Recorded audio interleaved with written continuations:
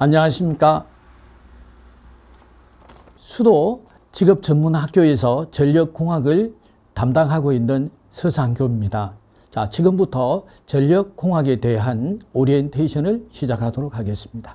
전력공학은 상용전원을 발전하는 그 수력발전소, 화력발전소, 원자력발전소에서 발전된 전력을 변전소를 거쳐서 전기 수용장소에서 전송을 하는 과정에서 많은 이 기술이 포함된 교과 과정입니다. 따라서 수강생들이 어렵다라는 말씀들을 하고 계십니다. 그러므로 제가 추천해 드리는 것은 전력공학을 공부하기 이전에 회로이론과 전기자기학을 선행학습으로 하신다면 많은 도움이 될 것입니다 라고 제가 추천을 해 드립니다. 만약 이 두 가지 과목을 공부를 하기 힘드시라면 회로이론 과목만은 반드시 선행되어야 된다라는 것을 말씀드리면서 전력공학에 대하여 이 교과 과목이 어떻게 구성이 되어 있는지 전반적인 이 컨텐츠, 즉 구성 내용에 대해서 같이 알아보도록 하겠습니다. 이 전력공학은 13개 장으로 구성이 되어 있어서 구성 파트가 다른 교과 과정에 비해서 많은 편입니다. 자, 그래서 전체적인 내용을 먼저 파악을 하시고 공부를 하신다면 이해하시는데 도움이 되시고 오랫동안 기억하시는데 훨씬 효과적으로 학습을 할 수 있다는 것을 말씀드리겠습니다. 자, 그러면은 전력공학에 대한 그 컨텐츠 구성 내역을 먼저 알아보도록 하겠습니다. 전력공학은 제1장 전설로, 제2장 선로 정수와 코로나, 제3장 송전 특성, 제4장 전력 온순도와 조상 설비, 제5장 송배전 방식, 제6장 중성점 접지와 유도장애, 제7장 고장 계산, 제8장 이상 전압과 피래기, 제9장 보호 개전 방식, 제10장 개폐장치, 11장 배전 계통, 12장 전력 수용과 손실, 13장 발전공학과 같이 13개 장으로 구성이 되어 있습니다. 예, 보시다시피 상당히 많은 파트로 구성되어 있다라는 것을 아실 수 있겠습니다. 자, 그러면은 각 장별로 그 구성 내역에 대해서 간략하게 알아보도록 하겠습니다. 제1장 전설로는 이 전설로 시설이 외부에 노출이 되어 있는 가공 전설로와 그리고 전설로 시설이 지하에 매설이 되어 있는 지중 전설로로 구성이 되어 있다. 전설로가 가공에 설치되어 있는 경우와 지중에 설치되어 있는 경우에는 그 특성이 다르겠죠. 따라서 이 1장 전설로에서는 가공 전설로와 지중 전설로의 그 특성에 대해서 알아보는 내용으로 구성이 되어 있다라는 것을 말씀드릴 수 있겠습니다. 다음 2장 선로 정수와 코로나는 발전소에서 발전된 전력을 수용가까지 전송하는 과정에서 선로 정수 RLCG죠. R은 저항, L은 인덕턴스, C는 커패시턴스, 그리고 G가 컨덕턴스죠. 이와 같은 선로 정수가 어떻게 구해지는지 그 과정과 결과에 대해서 알아보고 코로나는 애자나 전선로 주변에서 공기의 절연이 파괴되어서 쉽게 말씀드린다면은 전류가 누설되는 현상이다. 전류가 어때요? 밖으로 빠져나가는 현상이다. 이렇게 말씀드릴 수 있겠습니다. 따라서 전력 손실이 발생하겠죠. 자, 그리고 코로나 현상이 발생되면서 작은 빛과 낮은 소리가 발생함으로써 유도장애가 발생한다. 자, 이렇게 기본적으로 아시고 있는 내용일 수도 있겠습니다. 자, 다음 3장 송전 특성에 대해서 알아보도록 하겠습니다. 발전소에서 발전된 전력을 수용각까지 전송하는 과정에서 먼저 전송 거리별로 구분을 했습니다. 단거리는 50km. 네, 글자가 잘 안 보이시죠?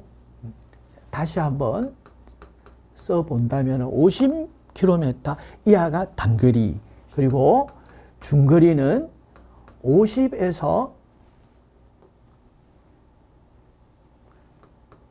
100km, 그리고 장거리는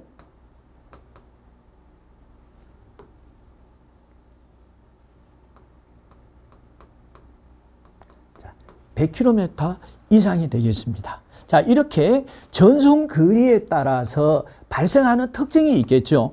그래서 단거리는 R과 L의 집중 회로입니다 라고 말씀드릴 수가 있겠습니다. 그리고 중거리는 R, L, C의 집중 회로로서 T 회로와 파이 회로로 해서 집중해서 분석해 보도록 하겠습니다. 그리고 장거리 전송은 R, L, C, G의 분포 회로의 특징을 가지고 있습니다. 자, 다음 4장 전력 원선도와 조상 설비에 대한 내용이 되겠습니다.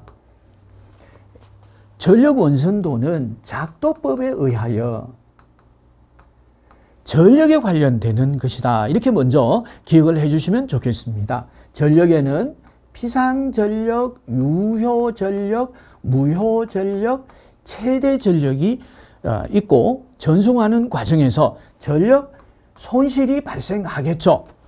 자, 그러므로서 조상설비로 보상을 하기 위한 조상설비의 용량, 그리고 전력 변동률 등을 작도법에서 알아보는 그 내용이 되겠습니다. 다음 조상설비입니다. 전력을 전송하는 과정에서 손실이 발생을 하거나 또는 전압 강화가 발생을 했을 때 이를 보상하는 설비로서 회전형과 고정형으로 구분할 수 있다. 그래서 회전형은 대표적으로 동기 조상기죠. 고정형은 진상 콘덴스다. 이것도 아시는 분은 벌써 이미 알고 계시는 이런 내용이기도 하겠습니다. 다음 5장 송배전 방식에 대해서 알아보도록 하겠습니다. 송배전 방식은 단상 2선식과 단상 3선식. 자, 이렇게 파이로 나타내는 것은 상을 나타내는 이 약어가 되겠습니다. 그리고 W라고 하는 것은 선이다. 이렇게 단상에 부하가 연결이 되는 선이 두 가닥입니다 라는 이런 내용이 되겠죠.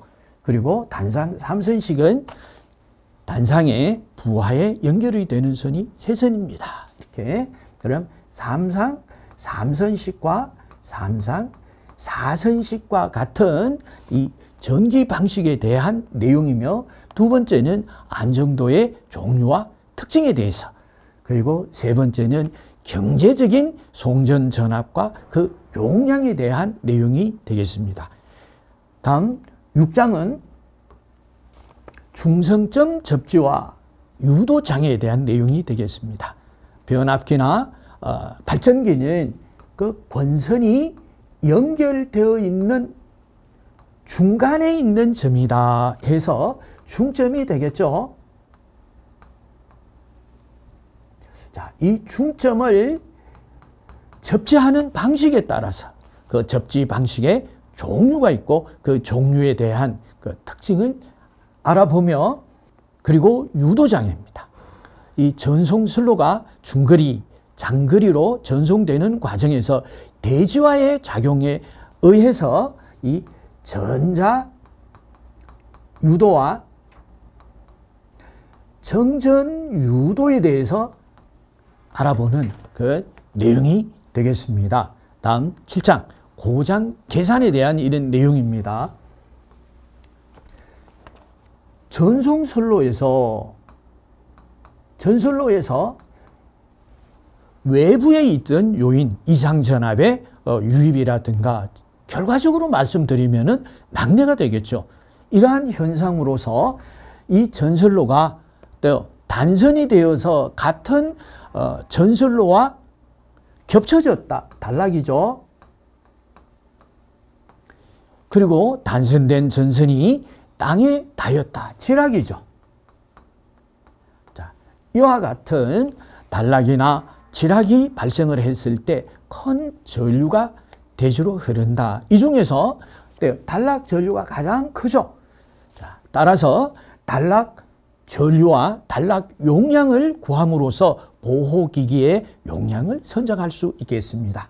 다음, 이러한 고장 계산이 굉장히 수학적으로 어려워지니까 좀 더 쉽게 계산하기 위하여 각 사항을 전압과 전류의 각 사항을 영상분과 정상분 그리고 역상분으로 구분해서 계산하는 대칭 좌표법에 대한 내용이 되겠습니다.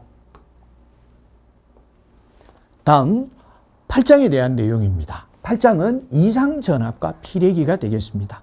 말씀드렸듯이 이상전압은 낙뢰가 되겠죠. 자, 낙뢰가 유입됐을 때 그 보호 방식은 피례기가 되겠습니다. 낙뢰가 유입이 됐을 때 빨리 땅으로 방전을 함으로써 어떻게 해요? 그래서 부하를 보호할 수 있는 이런 내용이 되겠습니다. 그래서 피례기의 종류 그리고 특성 그리고 구비 조건에 대한 내용에 대해서 알아보는 이런 장이 되겠습니다. 다음은 9장 보호 개전 방식에 대해서 말씀드리도록 하겠습니다. 장거리, 중거리 전송에서는 송전단과 수전단. 자, 전송선로에서 이상전압이 유입이 됐을 때 송전단과 수전단을 동시에 분리해야 된다. 이 거리가 멀죠. 그래서 송전선로에 있어서의 보호 개전 방식과 변전소 내부의 모선 보호 개전 방식에 대한 내용이 되겠습니다. 다음 10장 개폐 장치에 대한 내용입니다. 선로를 분리할 때 자, 이렇게 보겠습니다. 단순하게 이렇게 연결된 선로를 분리할 때 아크가 발생한다.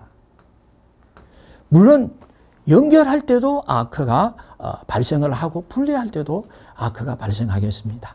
그래서 이 아크를 방지하는 이 소호 매질에 따른 이런 차단기 종류 및 특징에 대해서 알아보고 그리고 전력 퓨저에 대한 이 소호 원리와 종류 그리고 특성에 대한 내용이 되겠습니다.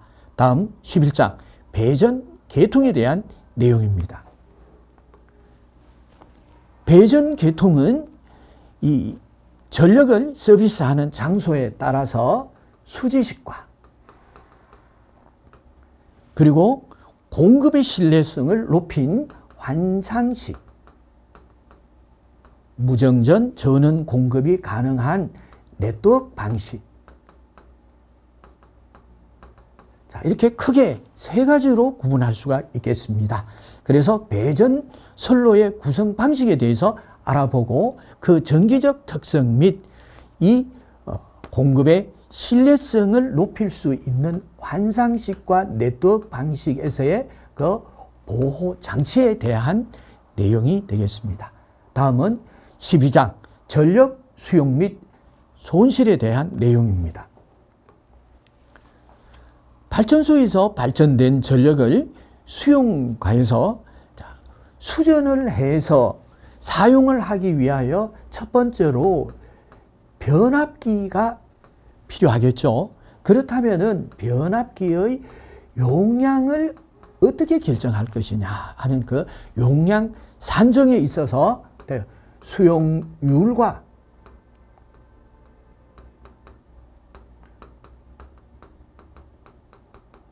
부등률의 관계 등에 대한 내용이 되겠습니다. 그리고 전력을 전송하는 과정에서 발생되는 손실과 그리고 변전소의 역할에 대한